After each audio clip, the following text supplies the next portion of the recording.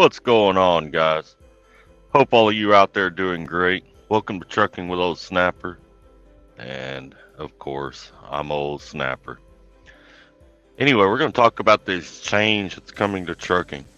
There's a major change coming to trucking. I'm going to talk to y'all about it as I clean up here and get my truck ready, get everything packed up, everything, all my dirty clothes and everything separated. Because I'm getting ready to go home. Um, I'm on the Oklahoma Arkansas line, parked at this little independent truck stop here in the dirt lot out front. Uh, I forget the name of this place, and this Clean Harbors truck next to me is kind of blocking the sign. I think it's a Chevron, but anyway, it's exit 60, I believe. So I'm an hour out from Texas on the Oklahoma side. Anyway, there's some major changes coming to trucking. Um, it's for the last few years, it has been in the driver's ballpark when it comes to a company. Uh, Drivers have been we've been able to get whatever we want for the most part. Um, if we left a job or wanted a different company, I mean, literally, right now you can change companies in a day or two. Um, and as long as you haven't done anything really drastic, pretty much nothing will stop you. I know guys that are getting hired even after abandoning trucks. So, I mean, it's definitely a driver's market right now. But there's big changes coming, and I believe they're coming within the next few months. Please, drivers, hear me out. Try to listen to the whole video and think about it a minute before you respond or comment. Because some people are not going to like what I'm about to say, but I truly believe this to be what's coming. We all see the gas price, the fuel price rising, right? That's going to put a strain. That's going to put a strain on a lot of owner operators, especially owner operators who have bought their trucks, say, in the last 12 months, because the truck prices have gone up. They've been high for about the last year, maybe a little less. So their payments are higher, and this high fuel price is really gonna hurt those brothers and sisters out there who have done that. Going to make it harder on them, especially as the rates kind of settle out and start to fall a little bit. Um, I know looking at the board, Cali outbound in some of the lanes is about $1,000 lower than it was last year at this exact time. Southeast has started to fall a little bit in rates. Texas has started to fall a little bit in rates. Even Texas in-state rates have fallen a little bit. Loads picking up and delivering within the state of Texas, which those loads normally stay pretty high. But even those rates have fallen a little bit. So rates are starting to settle out. That shows that the supply and demand is leveling out. I know a few months ago on the James Best show, I was talking with SoCal and a couple of others, and we were talking about that. A lot of these warehouses have been over ordering, you know, and I believe, just as James talked about, I believe it flowed over into the new year. It flowed over into 2022. And that's why the freight rates were kind of staying up there a little bit there in January, because we were really expecting them to drop a little bit then. But here we are in March, and they have started to fall. This war with the Ukraine is not going to help at all. We do import quite a bit from the Ukraine. Uh, there's quite a few things that come from over there, grain being probably the main one that comes from that area. So that's going to slow a little bit of what's coming into our ports, which is going to slow a little bit of that freight up. So there's many different things happening. Not to mention, if you remember from 2008, when the market collapsed, fuel prices were high. Fuel kind of sort of was doing what it's doing now. I think it's jumping faster now than it did then. But I also believe when this collapse happens, it's going to be much worse than 2008. I believe this is going to be a crash probably like we've never seen in our lifetimes. Um, we went through a pretty bad recession in the early 80s. We went through one kind of a little bit in the early 2000s, but it was almost not noticeable. And then we went through the collapse in 2008, which they blamed on the housing market, from a housing market bubble. A dear friend of mine who I went to school with, I've known since junior high. Her and her husband are realtors in Texas, and out of support for her and her family, I kind of watch, and plus I'm invested in some real estate stocks and stuff like that, so I kind of keep up with what's going on in her world over there. And even in her blogs and different things that she's put out online, she's talking about a collapse coming. They can see it in the market. She can see the changes that are approaching.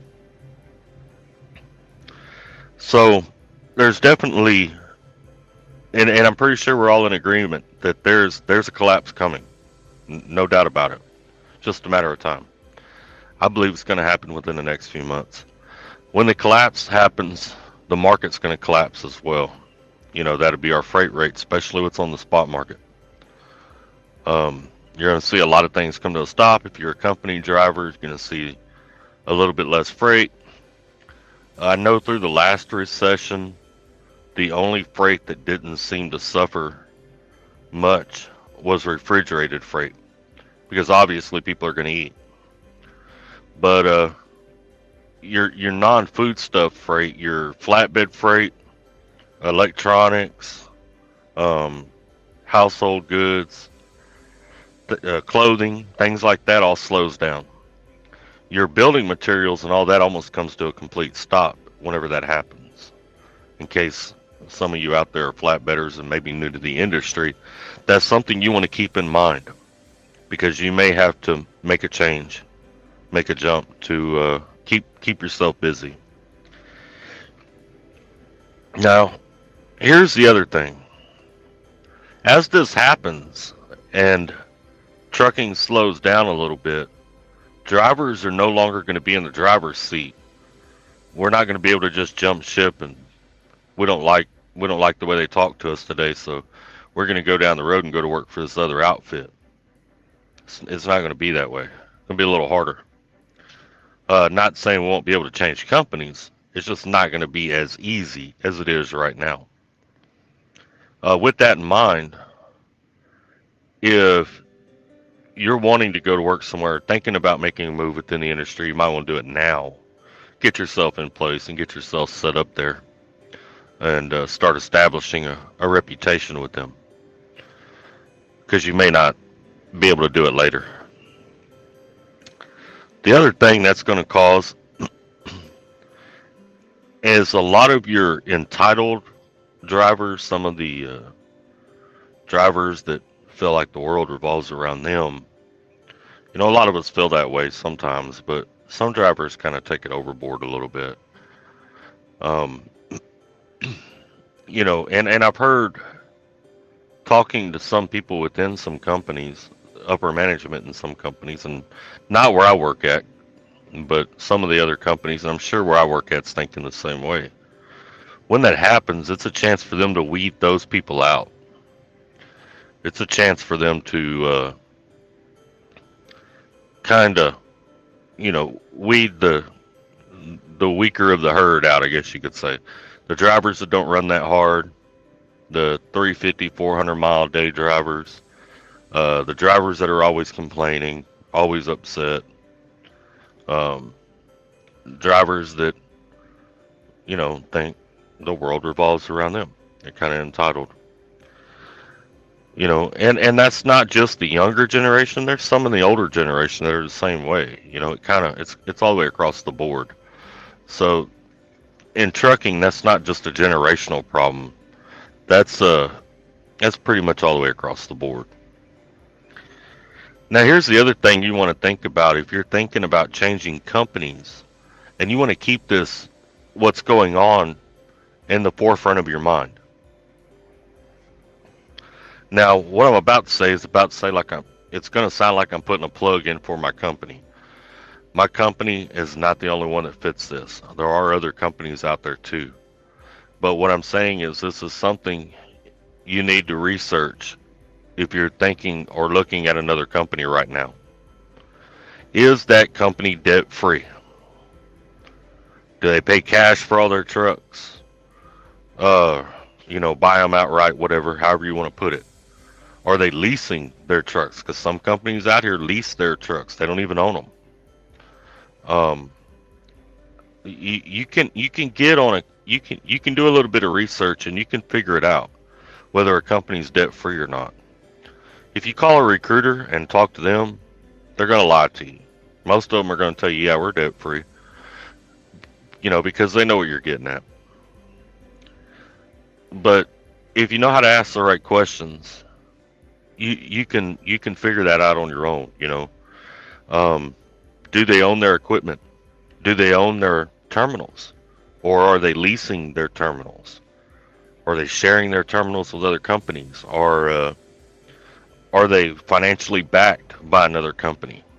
I never ever want to work for a company that's financially backed by someone else, because that tells me at some point in time they made bad financial decisions and somebody else had to come in and take over for them. A good example of that's Covenant and SRT, which SRT, Southern Refrigerated Transport, they've been dissolved now. Uh, they're no longer around. But for the longest time, Covenant was a financial backer of SRT. I believe it was Covenant. Might have been U.S. Express, but I believe it was Covenant that was the financial backer of SRT. Because SRT had made some bad financial decisions, and Covenant kind of steps in and says, "Here, let us help you out." And as you know in life, not every time someone wants to help you out is it a good thing. Sometimes it's a takeover. Sometimes they're there to hurt you. Um, and in trucking, it's no different. If another company is financially backing your company, believe me, they have in mind to eventually take over your company. It wouldn't make sense not to, because you're in competition with each other. Excuse me. Anyway, so if a company's debt free, that's really important. Those are going to be the companies that you can almost, not 100%, but almost guarantee are going to survive this next recession. Okay? Hang on, I need to grab something to drink. Now, keep in mind, recessions take several years to come out of. I truly believe that we're digging ourselves into a big hole, and it may take us longer to come out of the next collapse, the next crash, the next recession, whatever you want to call it. It very well could take us 7 to 10 years to come out of this next one. There's no telling. But being with a company that's debt free is going to be the best option. Now, there's several of them out here that are. There's a bunch of them out here that are. Probably the worst option right now would be being with a company that doesn't own any of their equipment, or being with a company that doesn't own their terminal and things like that. Also, uh, small companies, little bitty mom and pops. A lot of times, those are the ones that go out of business, and you don't hear about it unless you know somebody that works there. Might have 10 trucks or 20 trucks or 30 trucks, and they'll go out of business. And something for you new drivers out here. If you think these trucking companies won't sell out or go out of business, and not tell you nothing, you have another thing coming, drivers. I'm just trying to look out for you here, brothers and sisters. I want you to think about this. I remember when trucking companies, and I don't remember the name of the company, but I think it was around 2010, 2011, a trucking company went out of business at Christmas. It was right at Christmas, a couple of days before it maybe. And some of you older drivers that are listening, y'all probably remember and know exactly what I'm fixing to talk about. They shut that company down. They turned off their fuel cards. They sent them all a mass message say, "Hey, we shut the doors. We're out of business. That's it. We're done." And there was no warning. We were literally picking up drivers. The company I worked for, we were picking up their drivers and helping them get home. You know, our company gave us permission to pick them up if they lived along the direction we were going. We were buying them dinner, getting them something to eat in the truck stops, getting them something to drink in the truck stops. There were drivers stranded all over the country. You know, a little bit later, I think it was 2016, I believe, Falcon went out of business. Now, they did their drivers a little bit better. You know, they messaged them and told them, "Hey, this is the last week. We're done after this week." You know, so they had a little bit of a heads up. They had asked their drivers to finish off the week so they could fulfill their needs or whatever, and that they would all get paid.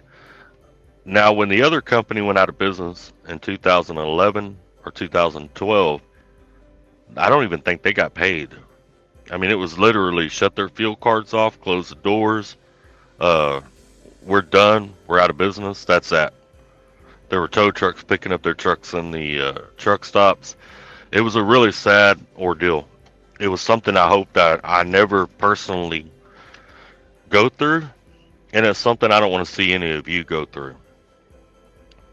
So if you're thinking about changing companies, or if you're working for a company right now that you don't feel like would make it through something like that, and you got to take your personal feelings out of it. I shouldn't have said feel like. Do a little bit of research on who you work for. See if they're debt free. See what their finances are like. You know, are they, are they concerned about the fuel prices? Kind of feel them out in the office when you're in there talking to them and stuff like that. Especially if you're at a real small company, because you can talk directly to your owners and stuff like that when you work for real small companies. And if it don't seem right, or it seems like a problem could arise, or you don't think your company would survive a major recession, driver, take care of yourself first, brother. Look for another place to go. Look for somewhere that's more stable. You know, you got to think about it. Companies like Walmart, Tyson Foods, what's another one? New Holland, Old Dominion, Saya, FedEx. Where I work at, our company's 100% debt free. They don't owe anybody anything. That's Crete, Hunt, and Schaefer. Any one of those three companies.